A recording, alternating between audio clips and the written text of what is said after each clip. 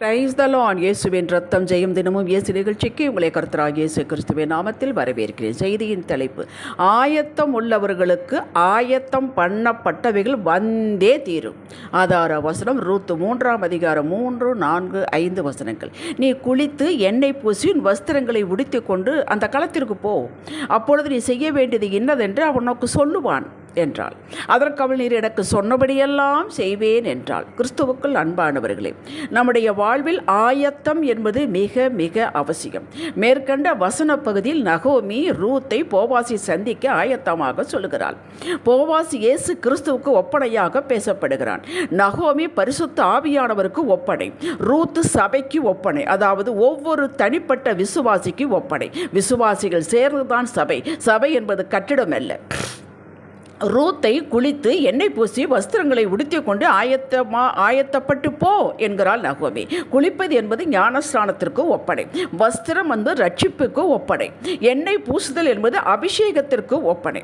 ஒரு தேவ பிள்ளையும் இந்த ஆயத்தம் மிக மிக அவசியம். ரட்சிப்பதற்கு ரோமர் 10:9-10 வசனங்கள் உங்களுக்கு உதவும். இது ஏற்கனவே ஏராளம் தான் சொல்லியிருக்கிறேன். நீதி உண்டாக இருதயத்தில் விசுவாசிக்கப்படும், ரட்சிப்பு உண்டாக வாயினாலே அறிக்கை பண்ணப்படும். இருதயத்தில் முதலில் விசுவாசிக்க வேண்டும், பின் இருதயத்திலிருந்து வர வேண்டும் அந்த அறிக்கை. எதை விசுவாசிக்கிறோம்? இயேசுவின் கல்வாரி பாடுகள் நமக்காக என்றும் அவருடைய பரிசுத்த இரத்தம் என் பாவங்கள் அனைத்தையும் முற்றிலும் கழுவி பிதாவிடத்தில் கடவுளிடத்தில் சேர்க்கும். இயேசுவே இரட்சகர், ஆண்டவர், கர்த்தர், மீட்பர். இதை அறிக்கை செய்யும் போது இயேசுவே போவாசை ஞானஸ்நானம் எடுத்தார் என்றால், யோவானால் ஞானஸ்நானம் எடுத்தார், இயேசுவே எடுத்தார் என்றால் நானும் நீங்களும் எம்மாத்திரம். அவரோடு மரித்து அவரோடு உயிர்த்தெழுகிறோம்.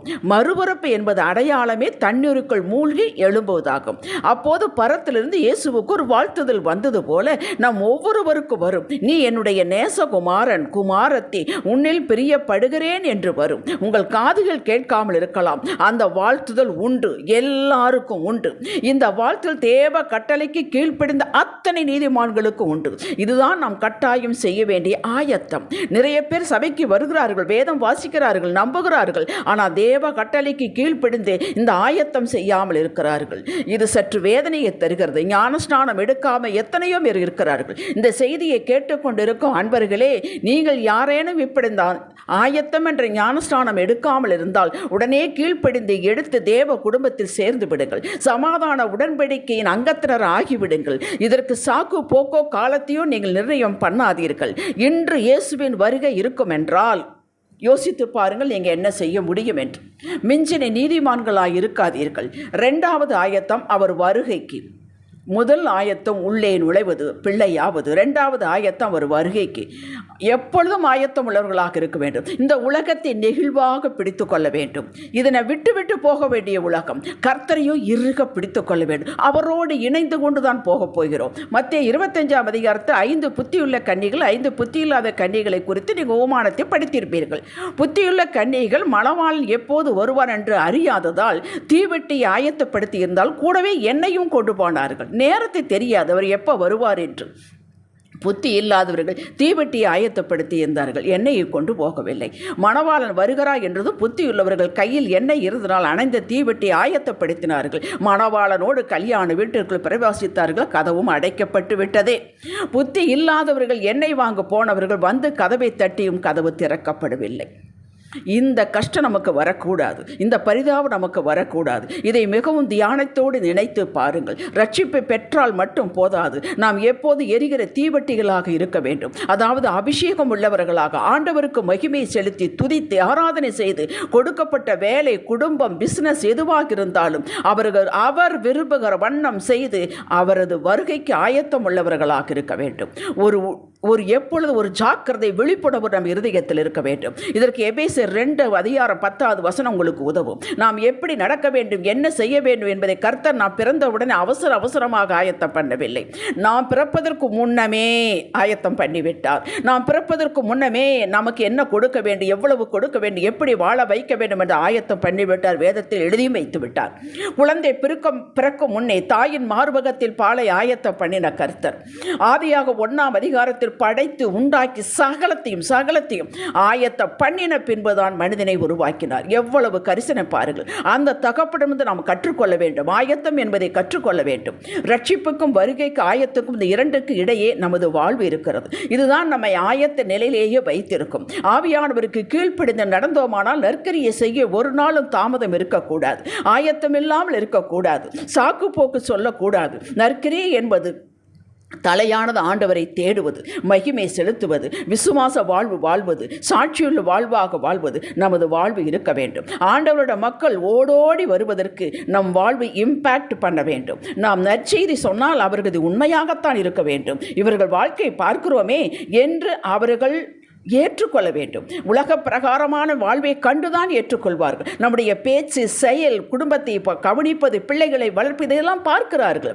இதுதான் நற்கரியை. நாம் ஆலயத்திற்கு செல்வது, பயபக்தியோடு இருப்பதை, பிள்ளைகள் கர்த்தர்கள் வளர்ப்பதை அவர்களை மிகவும் தூண்ட செய்கிறது.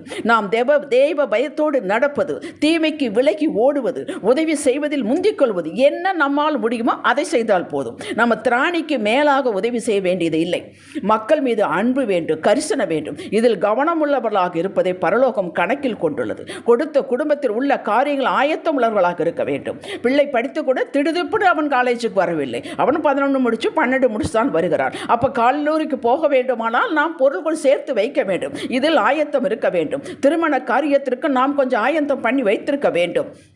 சகல காரியத்திற்கும் நாம் ஆயத்தம் உள்ளவர்களாக இருப்பதே ஆண்டவர் விரும்புகிறார். எல்லா காரியத்திலும், உலக காரியத்தில், வாழ்க்கை காரியத்தில், ஆவிக்குரிய காரியத்திலும். சனிக்கிழமை நமக்கு ஆயத்த நாள். இதை எத்தனை பேர் நாம் உணர்கிறோம்? சனிக்கிழமை ஒரு நாள் தான் லீவு, ஞாயிற்றுக்கிழமை சர்ச்சுக்கு போயிடுறோம். இருக்கட்டும், வேலைகளை பாருங்கள், என்னெல்லாம் செய்ய வேண்டும் செய்யுங்கள். ஆனால் அவங்களுடைய இருதயத்திலே ஐயோ இன்று ஆயத்த நாள் என்று வண்டிக்கு ஃபியூவல் எடுத்து, காணிக்கை எடுத்து வச்சு, ட்ரெஸ் அயன் பண்ணி வைத்து சரியாக நேரத்துக்கு போக வேண்டும். எத்தனை பேர் முதல் பாட்டு முடித்து இரண்டாவது பாட்டு முடித்து செய்திக்குத்தான் வருகிறார்கள். செய்திதான் அவர்களுக்கு ஆராதனை என்று நினைக்கிறார்கள். அல்லவே அல்ல. நீங்கள் எப்பொழுது சனிக்கிழமை ஆயத்தமாக வேண்டும் என்று எல்லாவற்றை ஆயத்தப்படுத்தீர்களோ அப்பொழுதே ஆராதனை ஆரம்பித்து விட்டது. நீங்கள் ஆராதிக்க ஆரம்பித்து விட்டீர்கள் என்பதாகும். பிள்ளைகளை துரிதப்படுத்த வேண்டும். நாளைக்கு காலை இத்தனை மணிக்கு புறப்பட வேண்டும், எல்லாரும் ஆயத்தமாகுங்கள் என்று சொல்லுகிறீர்கள் அல்லவா? அப்பொழுதே நீங்கள் ஆராதனை செய்ய ஆரம்பித்து விட்டீர்கள் என்பதாகும். சபையில் எண்ணிக்கை வைத்து மதிப்பிடாதீர்கள். ஒரு சிலரே இருந்தாலும் சர்வத்தையும் படைத்தவர் அங்கே ஆயத்தமாய் காத்திருக்கிறார் என்பதை மறக்க வேண்டாம். நீங்கள் போய் அங்கே இருந்தால் போதும்.